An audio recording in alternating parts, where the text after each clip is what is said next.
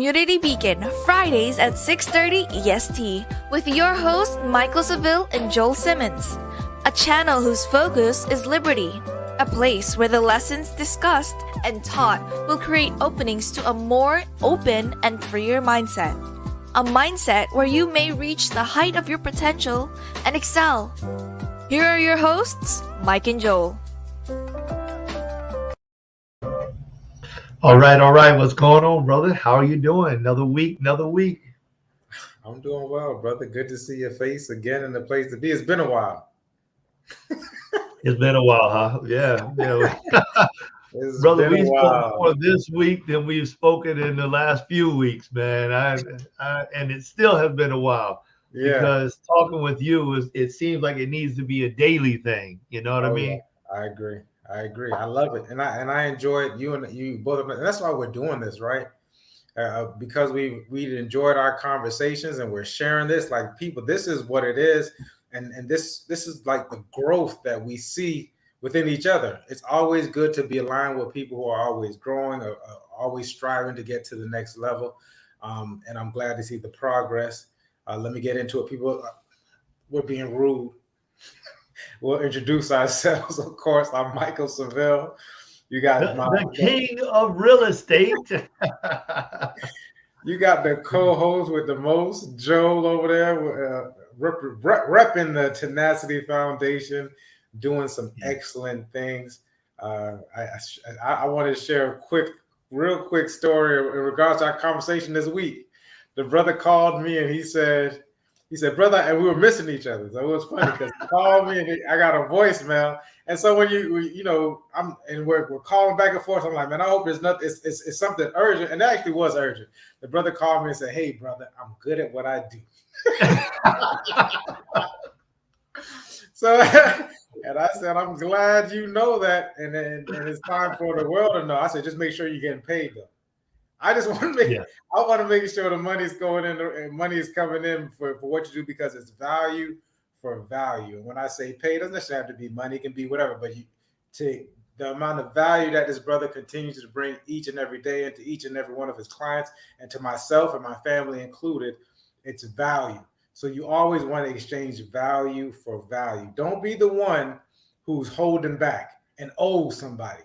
Try not to owe anybody anything. You know, what is it? Debt is bondage. You know what I mean? So what you want to do is you want to exchange value for value. I'm going to stop preaching on that. Let me get into it, because I'm sure I'm seeing numbers pop up on the side, and that probably means Anna is scolding me for not. She's not. Oh, she's adding to. Okay, never mind. That's all. It's all good, brother. Let's talk about this real quick though. Yeah. Everyone out there in the Community Beacon world, in the Motivational Mike world, in the It Starts With Me world, we want you all to remember, we love it when you all join in. So how do you join in? All right. Monday nights, 9:00, Motivational Mike Monday. You need to get there. He's laying it out. What's the topic going on right now, brother? Whatever. Yeah, for the next month, we're talking about what it takes. What does it take to operate at a high level? And then exactly, we're walking the process of how we're going to get to operate at a high level. So check me out on Mondays. And that'll be what we'll be talking about for the next 3 to 4 weeks. So definitely check me out with what it's going to take. This is key stuff right here, y'all, because high level operations make a huge difference in how you operate day to day. The next thing is Wednesdays, join us again. We'll be doing the It Starts With Me. We've got some great shows. I think it's CJ. CJ's coming up next. She's got, I call her Grandma CJ. I adopted her and she accepted the adoption. She is bad to the bone, y'all. Wait until you hear her. She's dropping gems, jewels, diamonds. She's dropping it, and she's amazing. All right. Next thing you know, we're back here Friday nights, 6:30 p.m. for the Community Beacon. And we're having a great time here. This month has been the featured content of wellness. And we've been diving into this. Last week, you heard us just almost like having a rambling thoughts type of thing, only they weren't rambling. They were just our thoughts on the entire spectrum of wellness.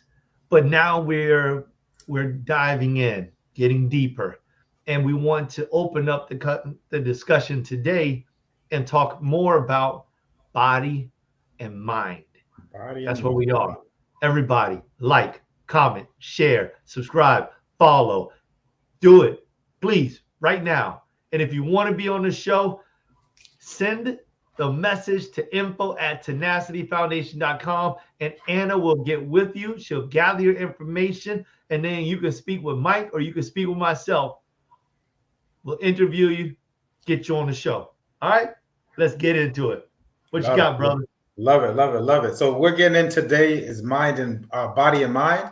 Of course, next week we will be getting into spirit and soul. So you're going to enjoy both of these. It's going to be jam packed with information, people. So let's get into it. When we speak about body and mind, we're going to go from this is actually the physical aspect of it. These are some of the things that you can go in motion. I think when we get into the spirit and soul, it's a lot deeper dive. But this is what we're going to go over, some wellness concepts, some things that I take to heart. I've done a lot of studying. I've done a lot of work. I'm going to show you a video that I haven't shown anybody. Yes! Kenyatta, what's going on? Kenyatta's in the house.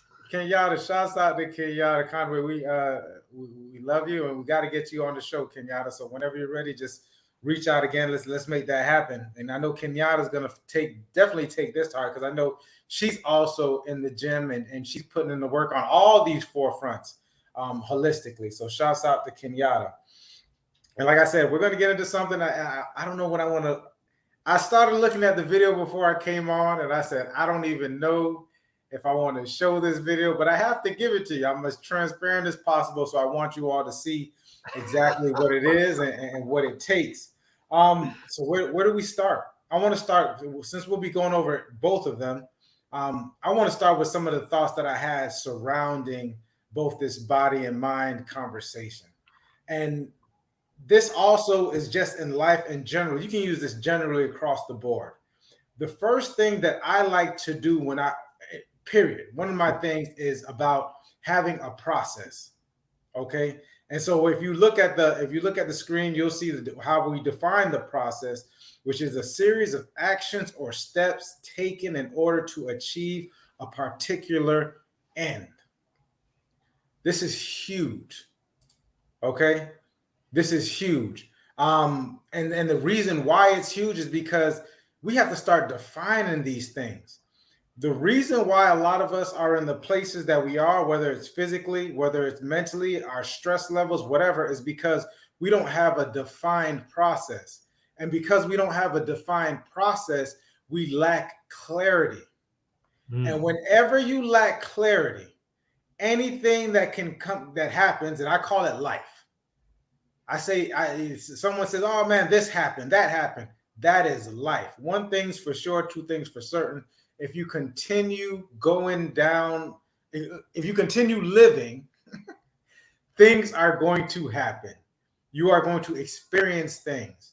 If you don't have a defined process, if you don't have, definitely if you don't have a particular end and you lack clarity, you will easily be taken off of the path of where it is that you want to go to. And before you know it, days, weeks, months, years have gone by, and you've allowed yourself to live, because one thing about it, you're living by a process, you just don't know what it is. Because as humans, we tend to be habitual. So it might be the process of a bad diet. It might be, you might be living in a process of lack of sleep. You might be living in a process of continuous stress. You might be living in a process of not having exercise, not being physically fit. Real quick story. They talk about the freshman 15 when you go off to college. And you gain this freshman 15 because most people don't have a defined process for physical fitness. You leave high school, you go off to college, and in high school, you had it defined. In high school, you may have played sports. In high school, you more than likely you had PE. You were doing something. It forced you to be active. So you had a process. Most of us were living at home. Our parents were cooking. We had this. That Kenyatta, exactly. You go down the process of negative thoughts. You go off to college. If you don't have a defined process, a defined fitness goal, then all of a sudden you gain this freshman 15. That's the 15 pounds that people gain during their freshman year in college. And I often tell people, when I went to college, I blew up. I mean, I went from being an athlete, working out, having gym. I had weightlifting class. I had PE. I played football. I played basketball. I was constantly moving. Went off to college, and all I did was eat bad, and not move. So by the time I graduated, I was probably close to 300 pounds. And if you want to see what a 300-pound Mike, a close to 300-pound Mike looked like, and so I was 50. I'm going to be 50 pounds less than what I'm going to show you. So let's roll this film, Angel. And I apologize. I'm thinking of Angel. Roll this film, Anna. That first film. This is last year, March 18th. First time I filmed myself working out. After I looked at it, because I didn't know how bad it had got, because I was in the process of not having a process. Going to the gym, just doing whatever it was that I wanted to do. And this was the outcome of it. I ended up gaining, I think it was 45 pounds. 45 pounds. This is me working out. Now people don't. I should have put a watermark on here. Don't show this to anybody else. Okay, so this is Mike. This is Mike with lack of a defined process. Now, look at Anna. She already put this together. This is me last week. This is a process. And this is a year, and it's crazy that we're having this conversation now. When we came, Anna, you are great. I love Anna. She just put that together now in regards to the before and after. And I appreciate it. So that was, hey Stephen, what's going on? Hey, what's going on, brother? I appreciate it. Oh snap! That is a process. That is going through the process. That is understanding what it is that I needed to eat. And we'll talk about that in a little bit. Garbage in, garbage out, good food in, good stuff out. It's just like a computer. Your body, we have within our minds, within our body, it's a supercomputer. It's some of the most intricate thing on the planet is our body and our mind. Intricate, can't be replicated. So if you're putting bad information in, guess what's going to come out? If you're putting good information in, guess what's going to come out? However, it all starts with having a process. And if you don't think you have a process, you do. You're just not aware of it. What'd you say about that, brother? I know you got a lot to say. Now, I love where you're going with this, because the body is like a developmental phase, right? And we have to understand that also, because if we don't understand that, then we end up finding that we're missing out on what really needs to happen inside of our bodies. The basic needs of the body, food, water, shelter, clothing. Those are the basic building blocks that we have to have. Lisa, how you doing? Lisa, what's going on? Those are the fundamentals. Those are the necessities of the body. But in order for us to truly be able to activate our body and go to that next level, you then have to begin to train your body to be able to do those things that are necessary in life. And living a sedentary lifestyle is destructive. Yeah. It'll destroy you, And so when it all comes down to it, that's right, Kenyatta. I was actually going to put Maslow's hierarchy of needs, but remember, the body is only like that's the first column. That's at the very bottom. It's the base. Physiological is what we're talking about. Physiological needs. And that isn't even just food, water, clothing, and shelter, because that even goes into a spectrum of a few other things. And as we rise a little bit higher, we start to enter into the category of your mind, because now it's mind over matter. If you don't mind, it don't matter. you know. But this is it's almost, I was about to say causality. Listen, brother, I'm going to add this little piece in there because you mentioned the word clarity. Getting into how you're going to shape your body or even shape your mind.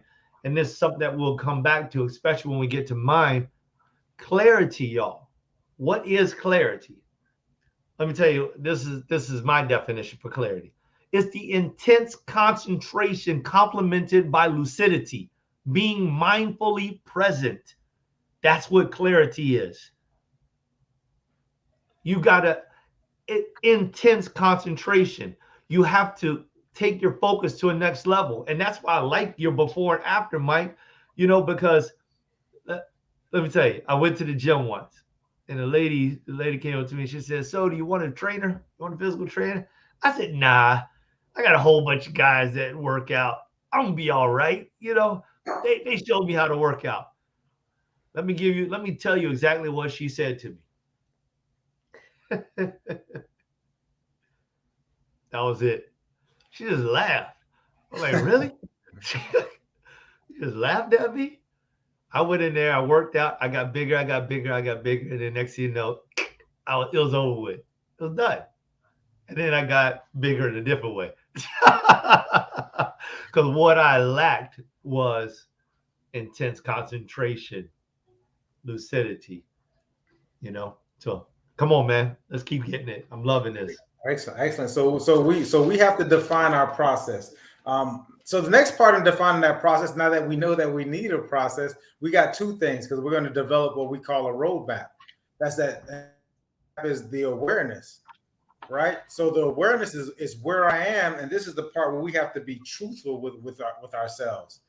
Where exactly are we in regards to our fitness? Because in that first video, what you saw, I wasn't being truthful to myself. There were no scales around. I probably was wearing sweatpants for an awful long time. And even when some of the pants that I couldn't fit into, I made excuses for it. So right now we have to stop. There's a saying that says you can either have results or excuses. You can't have both. So what that means is that you need to come to that awareness. You need to say, where exactly am I on this mission that I'm going to? So the first thing I did after I took that video and I looked at it and I said, this is not me, but it was me. The awareness of it, the truthfulness of it was I went out and I bought a scale. I went out and I bought a scale. It's a Bluetooth scale, sat on it, got on the scale. And of course, the numbers don't lie, right? The numbers don't lie. I think at the time I was around 245, 246. And I said, there's no way, because I remember when I had first got on my fitness journey years ago, after I came back from college, this is back in 2008, 2010, I said, I'll never go over 220 because I don't want to be over 220. Here I was into it at 245. Let me see what Kenyatta says. Most people I think she's referring to the hierarchy of needs. Survival stopping at the physiological phase creates that. And I agree, Kenyatta. That's why we have to continuously grow.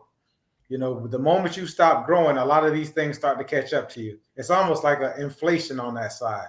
Inflation, if you stop making X amount of money, you don't continue asking for raises, going to the next level, still try to remain, I'm not going to get into it, but inflation will eventually catch up to you if you're not making more money, making your money work for you. So we get into this phase of building out this roadmap. So the first phase of it is awareness. Okay, Mike, you're at 245. What you gonna do now? Well, I need to figure out exactly, Lisa, to thine own self be true. So I'm 245. The numbers are stating it. Now, what do I want to do? Okay, well, I need to lose weight. That's great. You need to lose weight. How much weight do you need to go? What mode are you at? What mode are you in? I think last month we kind of spoke about, putting ourselves to exactly where it is. How do we triage it? And for me, this was like an emergency because I was running, I was moving around, and I felt it in my heart. Like you got to understand that once you start to put on a certain amount of weight, the fat starts to accumulate around a lot of your major organs. You need to pay attention to that. And and what I'm going to do at the end of this, because I don't want to go too in depth into it, is I will leave you guys with some resources that you can go check out, because And these are some resources that make sense. I said, I need to get down definitely below 220. But if I'm below 200, I know that's where my comfort level is. Anything below 200, and then when I get to that point, now that I'm at, I think I'm 193. I said, well, I'm working this hard, and I'm 193, but I want to be in the top 1%. It's not good enough for me to be just a little bit above average. I want to go to the top, to the 1 percentile. So now I have to take it to another level. Let me see what Steve. I want to answer you guys this question. Sometimes I have a hard time being motivated to take action. Any specific thing you do that pumps you up or gets you motivated to action? Steve, that's an excellent question. You got an answer for that, brother? Because I was going to get into it as well. Yeah, I've got a few different things. I mean, one, what we were talking about last week, as far as, recognizing things, I think Lisa had mentioned it, to thine own self be true. So you're starting off in a good place because you already recognize something. Mm-hmm. You recognize that you're having a difficult time with it. So once you recognize something, the book of Proverbs, the 1st chapter, the 5th verse, that scripture teaches us that you will seek unto wise counsel. So that's like one of those steps that you can use as you start to find people. You partner with somebody who has that. There it is. A wise man will hear and will increase learning, and a man of understanding shall attain unto wise counsels. So that's another one of the things that you would want to do. You'd start to talk with people just like you're doing now. Say, hey, listen, this is where I am. How do I get beyond this? So now you're looking for somebody who really has the ability to get beyond it. The next thing you want to do is you want to start to, once they start giving you some information, you need to start listing these things down. What can I do? All right. Number one, less is more. Some people, they jump into the gym and they haven't been into the gym forever. They've hurt themselves. The next day, they got pain in parts of their body that they didn't know existed. So the last thing they want to do is go back and feel that pain, and they may be out of the gym for 3-4 days.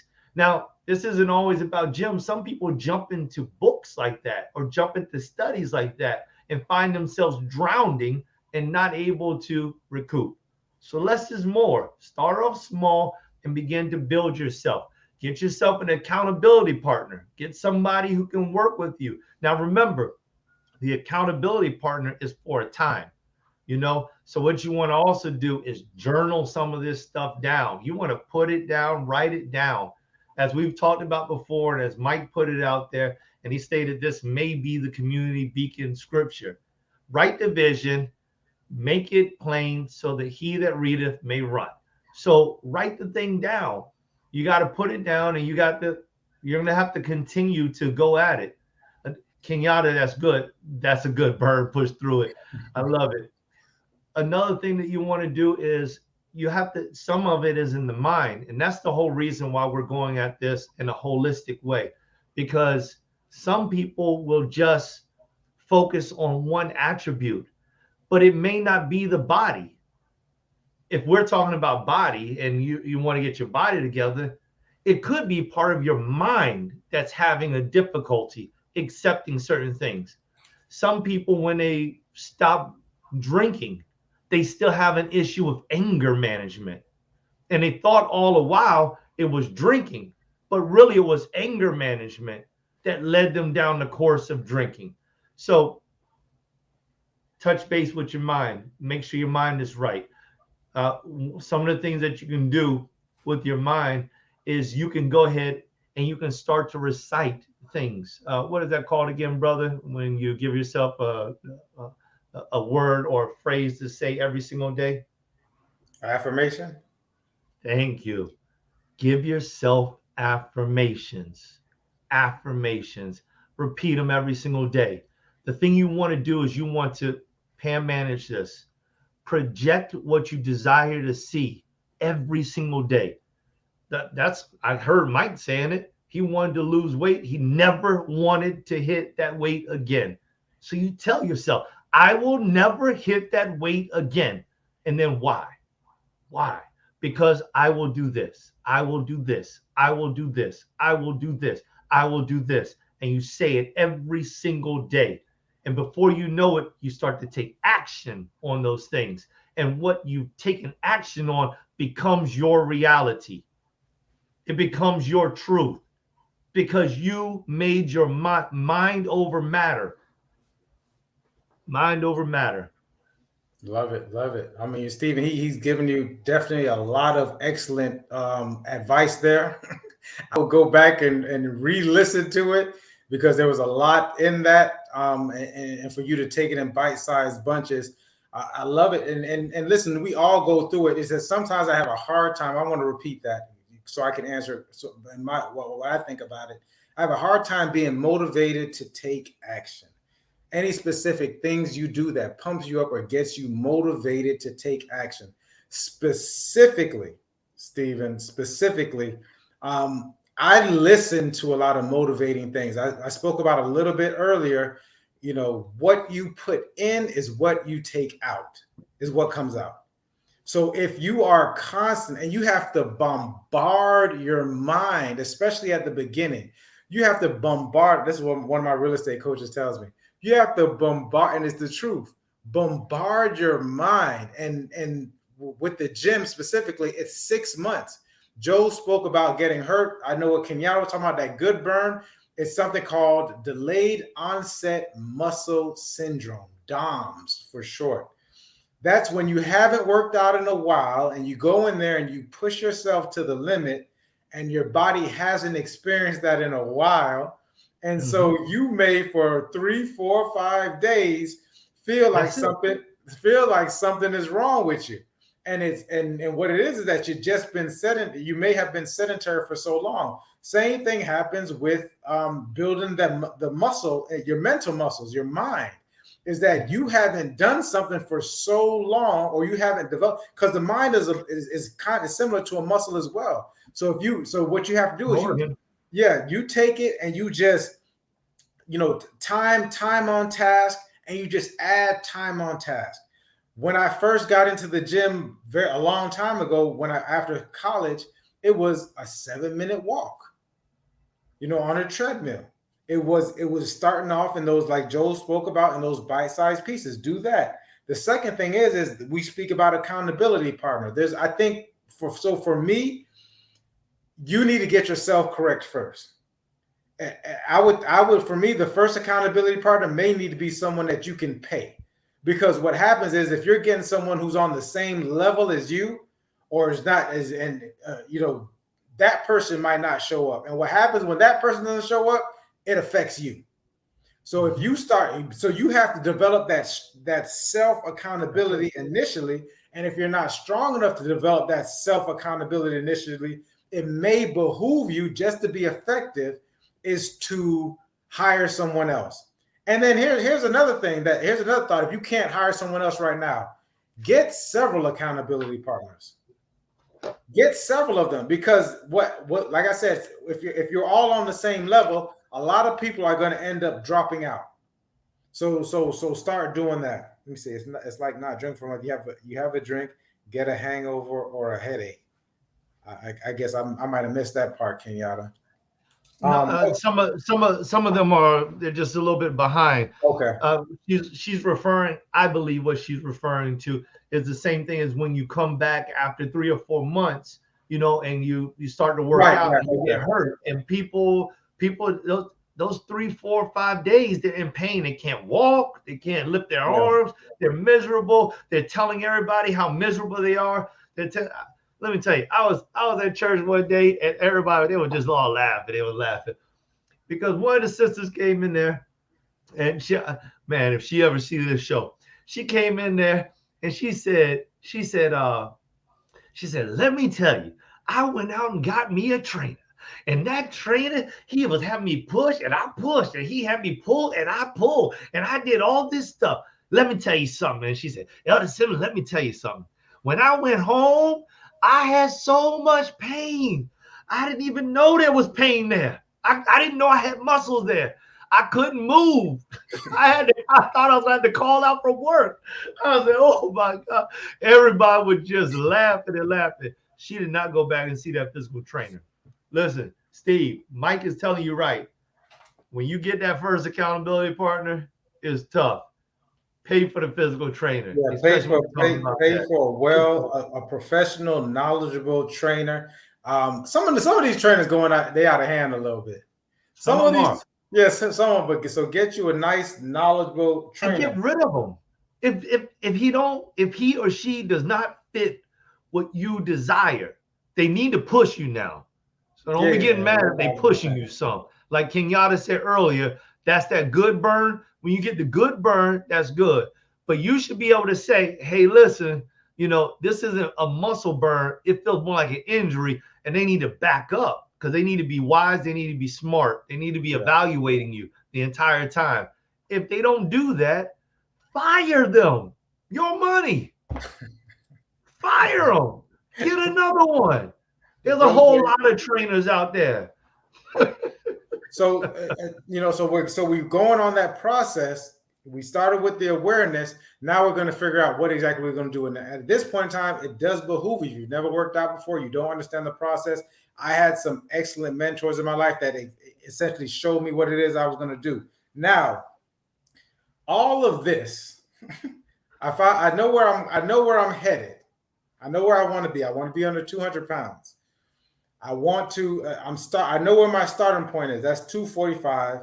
We have this roadmap. That's me going out and figuring out, like I said before, when I was 245, I didn't know what exactly I was doing. I was going every which way. I go in the gym and did what I felt like I wanted to do. I might do arms because I feel like it. I might do legs because I feel like it. No, go in there with a set plan, ready to do what it says on that plan and do the best that you can. The point of the matter is having more good days than bad days, because you're going to have some bad days when you don't feel like being in there. Now I was going to get into what Steve kind of spoke about in regards to motivation, and I call that the fuel. Your motivation and your inspiration, because we're on this road, we're getting to where we need to go to. You need to have the fuel of inspiration and motivation. That starts with, and now this starts to get into the mind. The mindset, and I want to talk about it because diet is huge. Diet is like 80 to 90%. I'll talk about that. I'll actually give you some resources of people who I take a look at. Because before you even start to think about your body, what goes into your body is gonna tell you what goes out. So we need to start talking about, and you need to figure out for yourself what works for you. Because one of the things is that people will tell you, oh, I eat this and this is the best thing to eat, or that's the best thing to eat. You may be allergic to these things. A lot of these things may inflame your body. So whereas someone can eat chicken and steak all day and eggs, and that's what they eat, and that's fine for them, it may not be good for you. Some people would drink milk all day. Oh, I know a guy, he's an older guy. He has a gallon of milk a week. He goes through a gallon of cow milk a week. I can't have cow milk. It doesn't work for my body. It works for him. He's 80 something years old and he's living life and he's in great shape, right? Some people can have cheese because they're on the Atkins diet or they're on this diet. The best thing to do is for you to figure out what works for you and stick to it. Okay, so that's going to happen the night, and that happens the night before. I practice intermittent fasting. So I don't eat breakfast. I don't eat until 1 or 2 o'clock. That may not necessarily work for you or your schedule. It works for my schedule. It's actually better for my schedule than anything else. But you're going to find out, for me, the night before is when the next day starts. Right? So that's yeah. It says, someone said you are what you eat. This guy has to be a cow because he drinks milk all day. So the night before is when your day starts, the next day. So now we're going to get into some mindset, some things about the mind where I'm going to take it. Besides let me remind everyone, please like and share, love. If you're enjoying this, please throw those likes up there. Yeah. Keep that algorithm going. Please, please, please. Thank you. Yeah, the brother doing the housekeeping. We appreciate it. And we do appreciate it, guys. So it starts the night before. Find out, as all I'm going to get into in regards to diet, because diet is an exhaustive subject as well. Figure out what works for you. Figure out what works for you. Start off just eating something and then being able to track it. Track everything. What gets measured gets improved. So you want to track what it is that you eat. That way, the next day, before you go to the gym or when you're in the gym and you're doing really well, you can say, "What did I have last night?" Because what you put in your body is going to be kind of what your output is going to be the next day. That in regards to food goes. So what did I eat last night? Oh, today I'm a little sluggish. It's taking me longer to get to the gym. I don't know what did you eat last night? If you ate chips, I guarantee you, if you eat chips and had a late night of ice cream and snacks the night before, and all that sugar's in your body, you go to sleep with it. When you wake up and you get to the gym, you're going to understand what's going on. That fuel is not there, right? If you had a protein shake the night before, you ate pretty fruit or something like that, and then you went to the gym next day, you're like, man, I feel great. I can do this, I can do this. I was doing this exercise 10 times. I feel like I can do 18, 20 times this time. Check it out. What is Kenyatta say? That was the missing piece I have for being able to tone and fat. That's huge, especially when you get to the level that you are at, Kenyatta. Like now you start to really dial into your macros. Huge. Huge. So get into your diet, figure out what works for you. The time everything goes into it. Figure out what works for you. Now on the mindset tip, and I know the brother has a lot. I know you had a couple of things you want to say in regards to the mind. Run with it, brother. Sleep is important. If we're going to talk about the mind, a good night's rest, and everyone, get 8 hours, get 6 hours. I don't know. Everybody's different. That's what I do know. So some people need, I know one guy, he says he has to sleep 12 hours a day. He has to get his 12 hours in. He's in bed by 6, 7 o'clock. And he's ready to go the next morning at 4 or 5 o'clock. 4 or 5 o'clock, he's up, but I'm assuming he takes naps as well.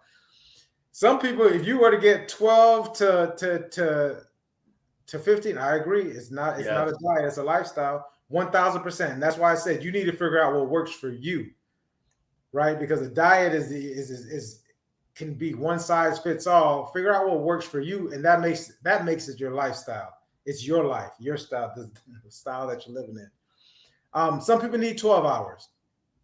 For years, I was good with 2 to 4 hours a night. For years, probably until I was like 35. I get 2 to 4 hours. I remember it. I was 27, 28, 29.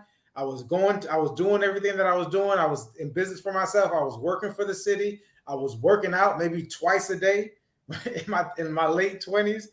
I go to sleep for 4 hours. I wake up. I was fine. My mind was good. It's almost like I couldn't sleep longer than 4 hours a day, and maybe I take an hour naps at some point in time, but 4 hours works for me. Now I'm probably about 5 hours is good. If I sleep more than 5 hours, then I start to feel real sluggish.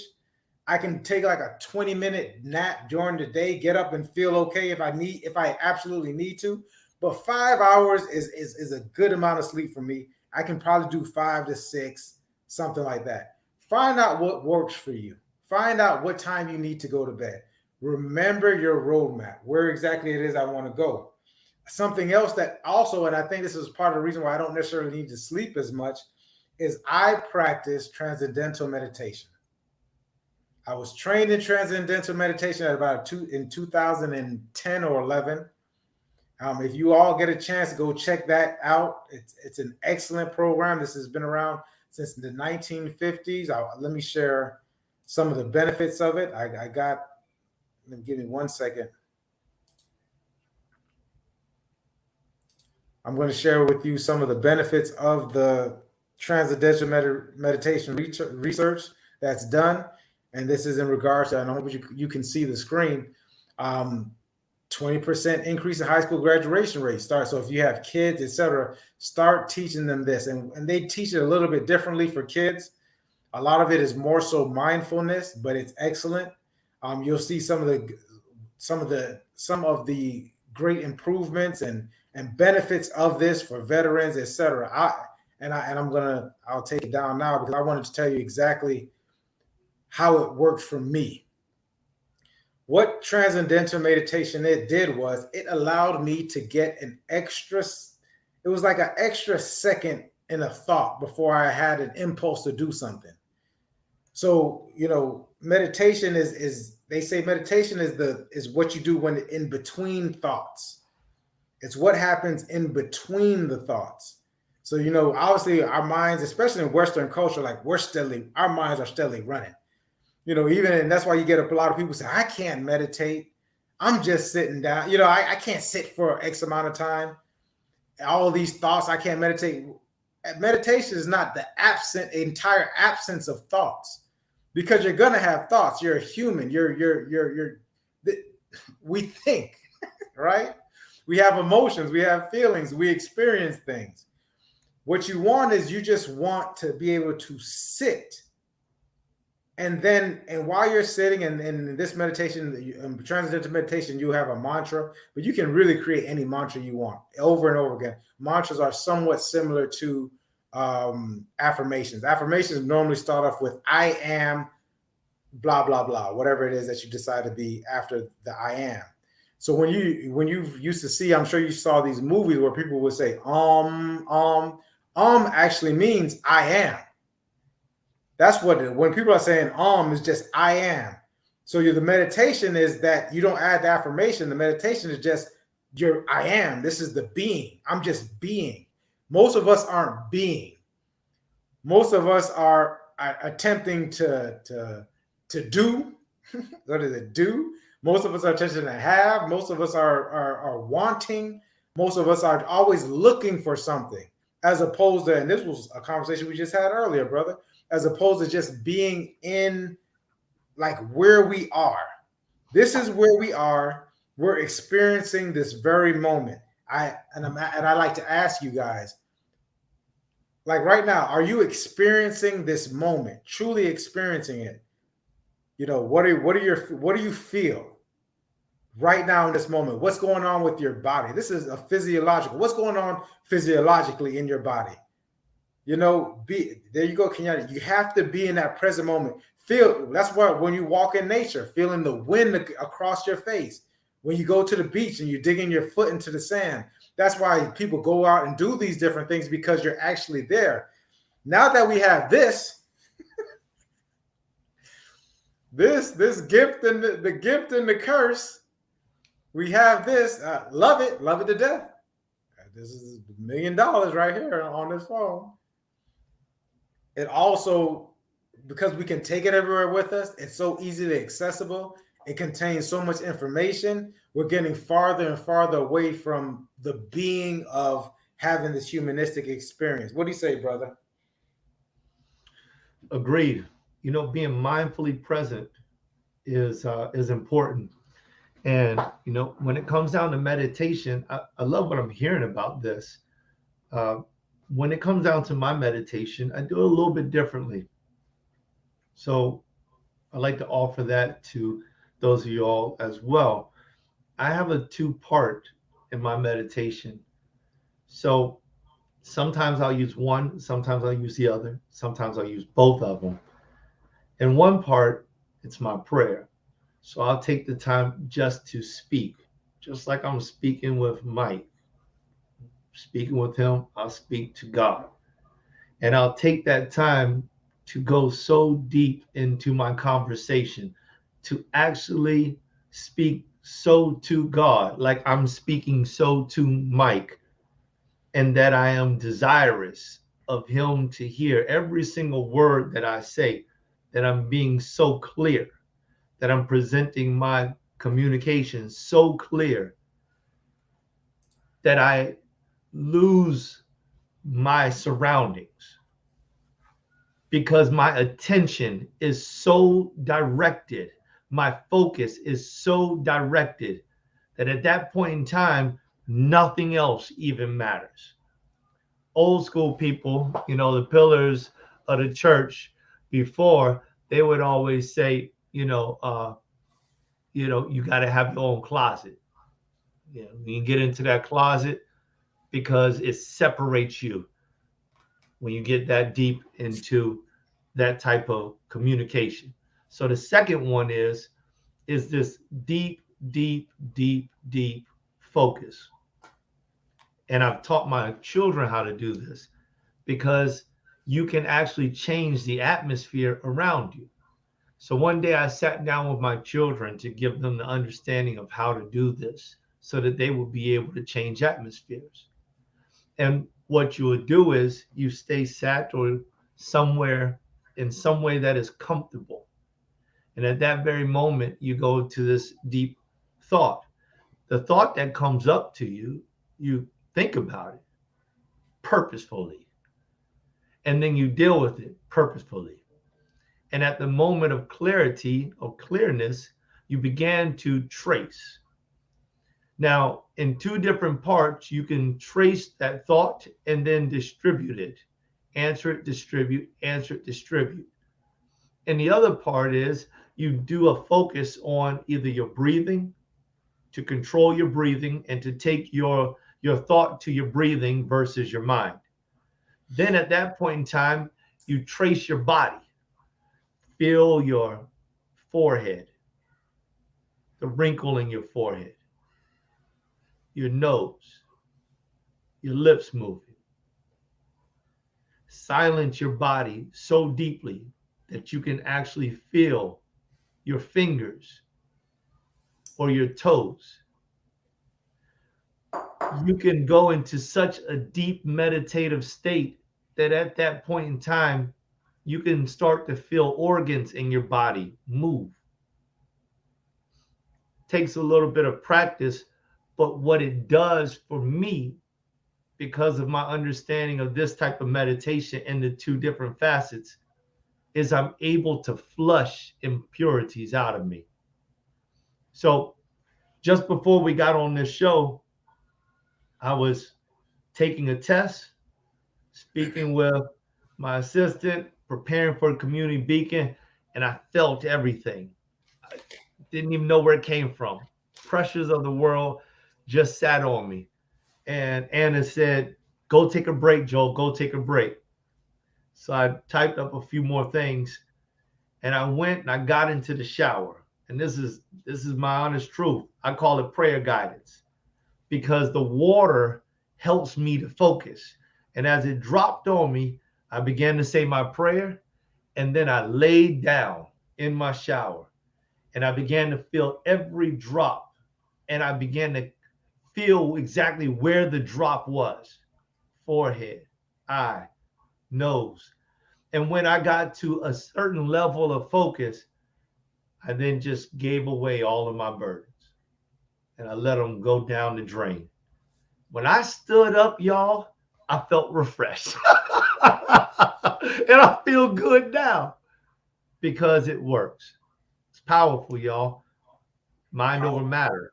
Mind over matter, 1000%. Listen, and I love it. I love it. And the thing is, we're making it harder than we could. A person could make it harder than what it is. It's not. Find yourself a relaxed position, get into it, start to be. I'm telling you guys, it will change it. I used to walk around just with the weight of the world on my shoulders. And after practicing this meditation, of course, and I'm gonna tell you what, when I go away from it, I notice it. If I take a month and a half off, 2 months, because you know how we do, we got it. We're in flow. We got it. We don't need anything. We got this. You know what I mean? And then all of a sudden, a month, after about a couple of weeks, you say, wait a minute, I don't have it. You know, is the reason why I got it is because of what I was doing. And then so now I went back to this lack of what I spoke about at the top of the show, a lack of process, a lack of clarity. Everything that Joe just explained to you, everything that and definitely in the meditation is to provide clarity to you. Focusing on that thought, letting it go where it needs to go. Figure out, get that clarity in, because the saying goes, the devil is the author of confusion, right? So if you hear that saying, what that means is that we are bombarded with all kinds of different things that are coming at us right now. What are we talking about now? Right? Ukraine is huge in the news. That's what we're talking about. What else are we talking? We're talking about what the gas prices are. I mean, we're talking about a lot of things that 99.9% of us, we do not have a choice in the matter of what's going on. We don't have a choice in the matter of what's going on in Ukraine or Russia. We don't have a choice. When you think about it, you don't have a choice in how much gas is. It is what it is. I mean, if we all came together as a collective, that makes a difference. And I'm not saying that you don't do that. However, you got to deal with it. These are the things that are constantly bombarded to us through the news, through whatever it is. We have to find a way to shed that. This meditation, teaching the kids mindfulness. That's what I heard the brother said. Teaching your child mindfulness, getting them off of the phones. These kids know how to use that phone at 2-3 years old. They know how to pick it up, go to the right app that they want to go to, whether it's YouTube or something. I think I heard, here's a joke. Someone said, no one knows how to, what do you could do when they get rid of a call than a toddler on the phone. You know what I mean? they quickly, it's not even on there. It doesn't even ring word. So pay attention. Go ahead, brother. No, I'm just thinking about a toddler. You know, it's I don't know. Right. So here's the thing, and I want to wrap it up. I know I spoke a lot on this thought.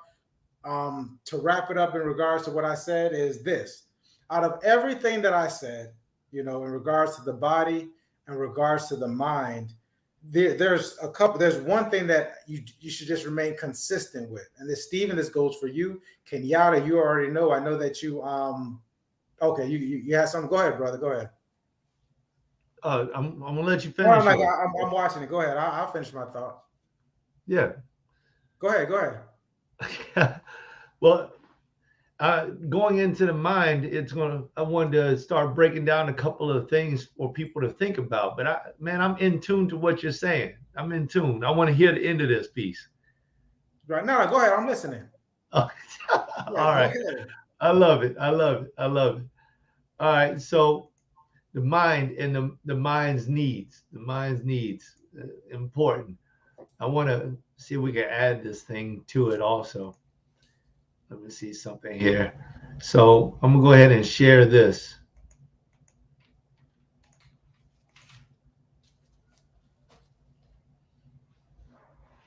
So this is what I wanted to present and bring to the table. Because when we start to talk about, feeding these 4 components, remember, there was a lot of different components that we were feeding.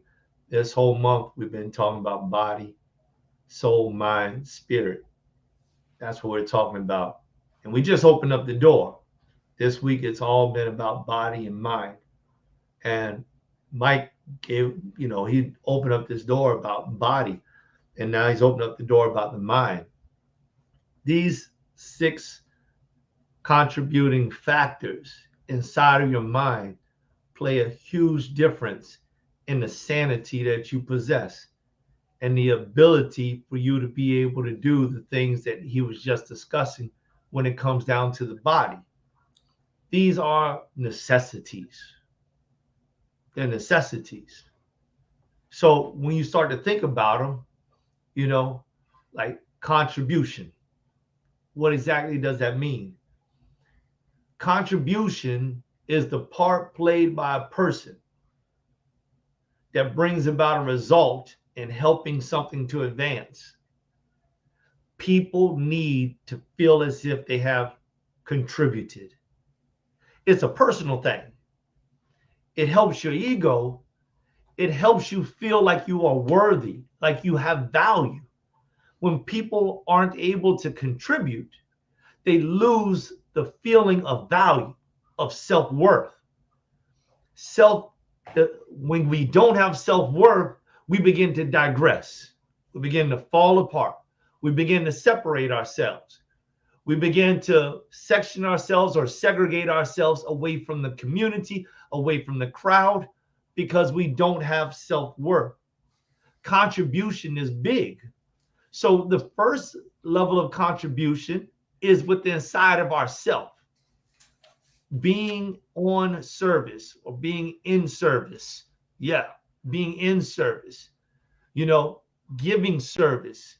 If you want to know one of the greatest ways that you can ever empower yourself, it's at the point in time when you are servicing others, because you lose your own necessities. And sometimes people, they get so wrapped up in negativities that it's difficult for them to ever look beyond it. Kenyatta, you put out a great post earlier today. I love it. When you were talking about your post on being grateful, and the way that you positioned it. I love it. Powerful. Whenever I am stuck in my stiff, I focus out and serve in some capacity. It's a win-win for everyone. Exactly. That's exactly what I'm talking about. Because what's going on is sometimes we're so stuck inside of ourselves, we cannot see beyond the horizon any longer. All we see is, I'm no good at this. I can't get this right. And we defeat ourselves. The only thing we're contributing now is negative thoughts to ourselves. We're feeding ourselves negativity. But I tell you what you do, go out and give some food to someone homeless.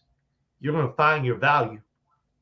When those people turn around and they say, if you hadn't showed up because I haven't eaten in a week, and you're going to realize that the cost of that one burger, $1 burger from McDonald's or whatever, how much that means to somebody who has not eaten in a week, you're going to realize you got a whole lot of value inside of you. I'm not saying that you should go feed them a burger. I know the brother might be thinking, man, come on, we talk about the body. But you all understand what I mean by this, right? Yeah, I got it. Contribution. What'd you say about it, brother? 1000%. I'm listening to what Kenyatta said. Whatever she's stuck in her stuff, I focus and serve in some capacity. It's a win-win. It sums it up, brother. Yeah, I love it. So let's talk about another one then. Certainty, right? It is that definition of truth, right? The defining, knowing who you are. So now we went from contribution to being certain. I am who I am.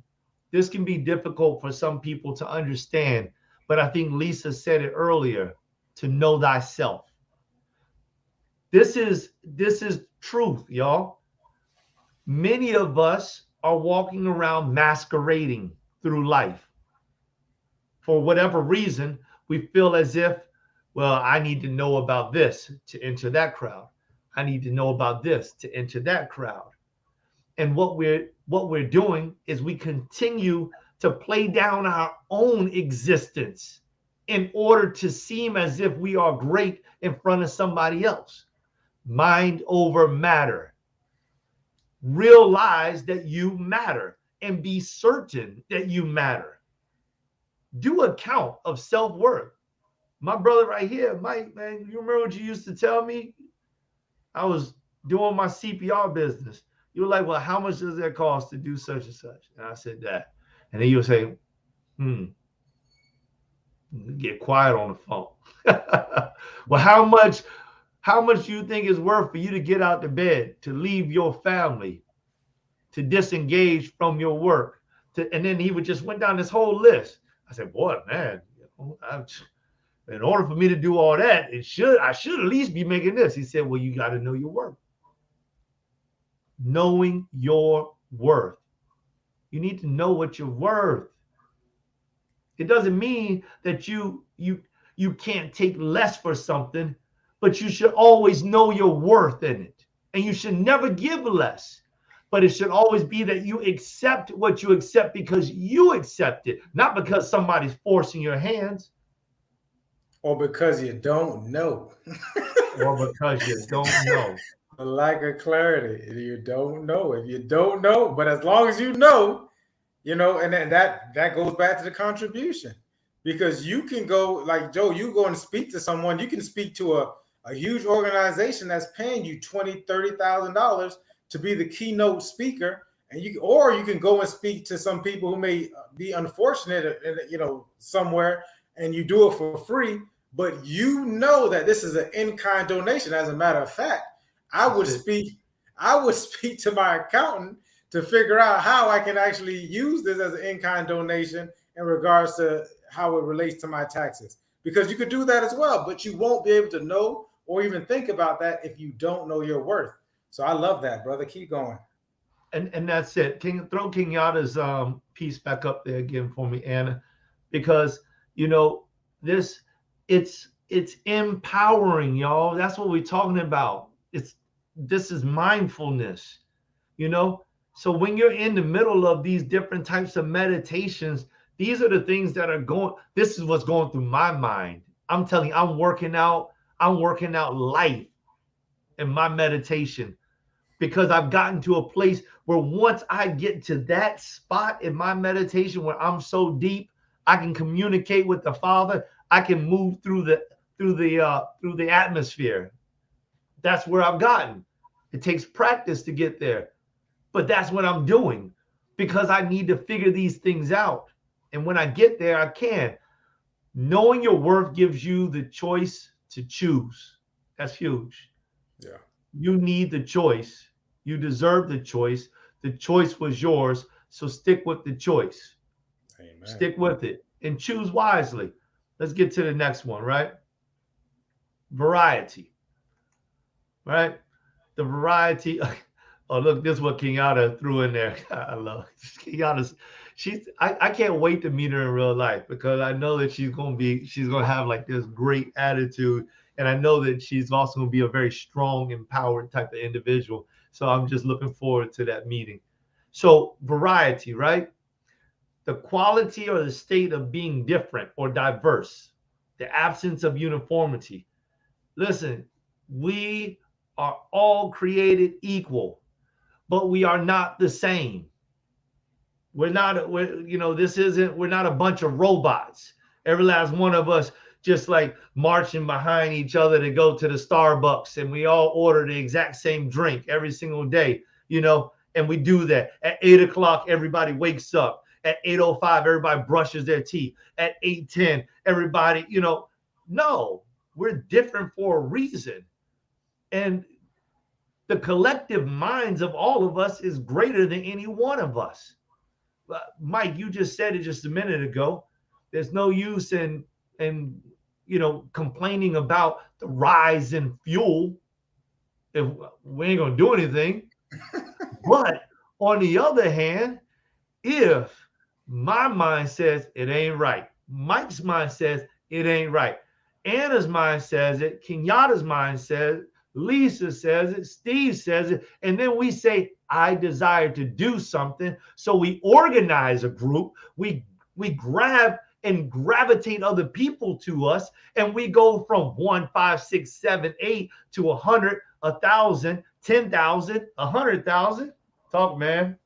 I'm just pointing at the community beacon. This is what that's about. That's about. Individually, it doesn't make any sense to complain, right? But when you start to get and you align yourself around people who have the same goals, who have the same mindset, the same consciousness, we're thinking the same way. Like this is where it starts. You know what I mean? In the midst of, when you get amongst, in the midst of, that's when things start to change. But you have it. Something like the community beacon. That's it. MLK, one of my heroes, John Lewis. That's what I'm talking about. This is how movements happen. But first, it's got to start with you. Yep. Now, granted, there's a lot of people who don't understand what we're talking about. That's fine. But they recognize somebody else who does. And they are willing to sacrifice if an individual is pure intended, and maybe even not pure intended. But that's how things happen. They do happen that way. Well, that happens that way because of the people who aren't standing up. That's what I mean. Once again, the same thing about Community Beacon. Another reason why we started this is to have more so of that positive influence that's going on, because what tends to happen is people who are of positive influence, a lot of people tend to be very humble in nature. Like the brother here is very humble in nature. That's why when I told the story at the beginning when he said, "Man, I'm good at what I do." I'm like, "Yeah, I know you are. Let's talk about it, right?" But tend to be very humble in nature. You know, when you're around them, you feel and you can have that conversation, but it's not on a broad platform because we're just doing the right thing. You know, let's make positivity louder. Go ahead, brother. I just wanted to interject that. By the way, that he's the only one. I think I may have told one other person, but it was by default. They just happened to call me, and I told them I was thinking about something. I mean, you know, very humble. Like when he said it, like we started laughing, and there's a reason why we started laughing, right? Because you don't expect it. Like it's not expected because very humble but powerful. So we need these platforms, and I'm glad the brother stepped out and it has this platform, has a tenacity foundation, because there's something that needs to be said about seeing a very powerful, and I'm going to say it, male figure out here talking about what he's talking about, his life experiences, and willing to help people maneuver through that path. Yeah, we're developing even larger things, brother. Listen, let's go to the next one. Significance. All right. Once again, being worthy of attention, of importance. All right. I think we kind of touched on that a little bit. Let's go to connection. So a relationship in which a person, thing, or idea is linked or associated with something else. This is a deeper dive into worth. We people, the mind desires to want to be a part of something. We're not made to be solo. No. Listen, island. In the beginning, God created the heavens and the earth, put stars up there. He put a greater light and a lesser light. You know, he put waters. He gathered the waters together. He separated them by creating land. Then he put fowl in the air. He put fish in the sea. He put beasts on the land. And then he created man. And when he looked around, he said, it's not right that man should be alone. So he created a woman and brought her to the man. And if you look in those scriptures, in the book of Genesis, you'll hear God say, let us create man in our own image, because we're not designed to be alone.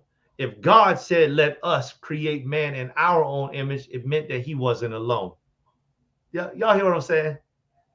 And then when he created the woman, he wanted the man to have the same rights that he had, so that he wouldn't be alone. We are meant to be connected. That's why all of this is beautiful. You know, if you use the internet right, you know, my terms are right. Whatever somebody else's terms are right, it is what it is. But when we use it right, and we're using it to connect with each other and to do positive things and to lift people up. Who is that, Anna? Jim Sabellico? Did I pronounce that right? He was on It Starts With Me show. His granddaddy taught him this at the age of 8. Now you tell me if it's not meant that we're connected. He said, a rising tide lifts all boats. 8 years old. And now he's in his 30s and he's saying the exact same quote over and over again, because that quote has made a difference in his life. It has impacted him. It has changed his life. That's the same thing, going back to the last month about legacy. That's the same thing that we're supposed to be doing. That's the same reason behind the community beacon. A rising tide lifts all boats. So it doesn't matter if your boat was broken, if it was in the water and it at least floated. When the rising tide comes in, the big boat and the little boat go higher. Connection, y'all. That's what it does for us. Go to the next one. Oh, hold on, my brother. What you got to say about connection? It threw me off when you said that quote because somebody else said it and it put a sour taste in my mouth. So I agree, though. Go ahead. All right, that's all right. That's all right. We don't. Hey, that's good. Then the people get to see we don't always agree on everything. No. I agree with the statement. The statement's excellent. It's just that it was used. Someone else used it, and since she used it, it kind of just it bothers me. But it's a good statement. How about that? Well, you know what? A lot of times it depends on how we're using things, when we're using them, and what we're trying to illuminate. I find the statement to be true, but when it comes to when certain people use it, now I can no longer use it because that's all I'm saying. Because I'm Mike Seville. I'm just not using it, but I agree. It's a very powerful statement. I just didn't like it, but we'll go on. Go ahead, bro. I'm playing. I'm joking. I love it. That's all good. The last one is growth, which brings us back to not just body. I think I wanted to just get that first piece, the process of increasing in size. That's all I want. The process of increasing in size. Okay. And the actual definition is the process of increasing in physical size. But I took the physical out, and I'm not even worried about the second part. And the reason being is growth is just that. And we're talking about mind growth, body growth, spiritual growth. And essentially, the three of those will cause the soul to grow. This is huge, right? Just let your soul glow. Oh my gosh, man. You went back to Coming to America.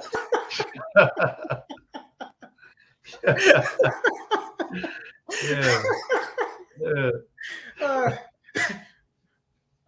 So the process is called growth. And we all want growth. Thank you, Anna. We all want growth. We want growth. Any person that doesn't want growth, they need to check their mind state out. They need to check their mindset out, because we should all be desiring growth. We should all be desiring to become better, to become greater, to become wiser. And I think you were saying something earlier, and I recall mentioning this in the legacy chapter that we had. But listen, in whatever position in life you're in, you should have yourself a mentor. Somebody should be mentoring you, whether they are speaking with you directly or you've got some positive influence that every time you listen to them, you're growing. Like for me, MLK Jr., he was my mentor, and he was dropping those things for me, and he was long gone. My mother, Dr. S.C. Madison, Daddy Madison, mentors to me. And whatever they said it, I felt it in my heart and moved to my mind, and I was able to process it. And because of that, I have growth. With that being said, you should be a mentor to somebody else. As you are mentored, mentor another. That the growth, that the process of us as human beings continues to get better and develops higher. Now, I know that's at a higher community level instead of just a personal level and mindset. But when it comes down to mindset, you take those 6 things, and then you can start to attribute that to all of the other things that you desire to do in life, and it'll change your life. I love it. And as we start to close this thing out, I loved how you finished it off with growth, going back to once again the process and getting size. And as we all know, that what comes with growth comes what? Being uncomfortable, starting to become uncomfortable. So when we start talking about our body and our minds, that means that we're getting uncomfortable. But how do we do that? We do that bite-sized, little by little. Here's what you want to do. You want to attempt to be 1% better every day. Just 1%. Do 1% more. And then I'm going to tell you what, then life happens. Right? And then life happens. And guess what? Now here's where you continue, is that instead of going 1% back because life happens, only go 0.25%. just go 0.25% back. If you have the bad days or life happens, just go 0.25% back. So let's think about it. Let's say if it's 1% forward, 0.25% back, 1% forward, 0.25% back. And then, but guess what? You're still growing at 0.75%, 0.75% every day. And that's where you should be, because I'm not going to discount life, because it's going to happen. Somebody is going to die. You're going to get something happens to the car. Something may happen to the roof. Like, life happens. You might trip, you might fall, whatever it is.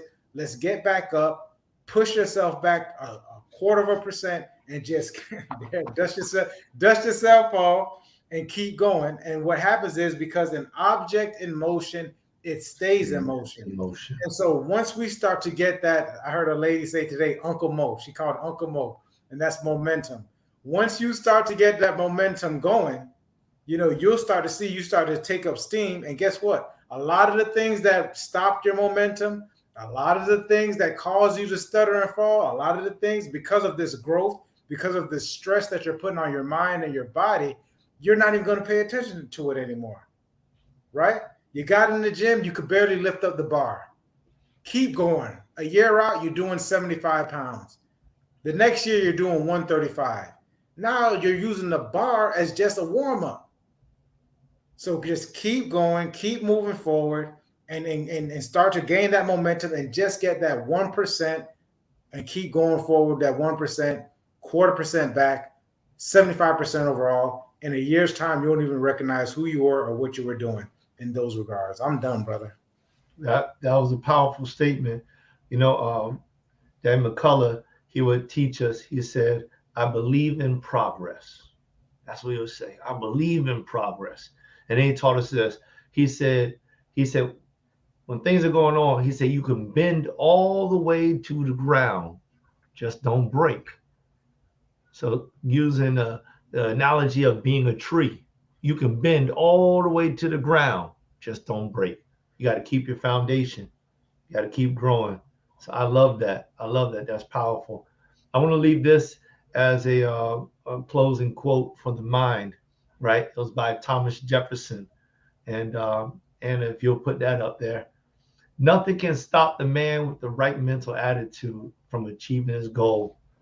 Nothing on earth can help the man with the wrong mental attitude.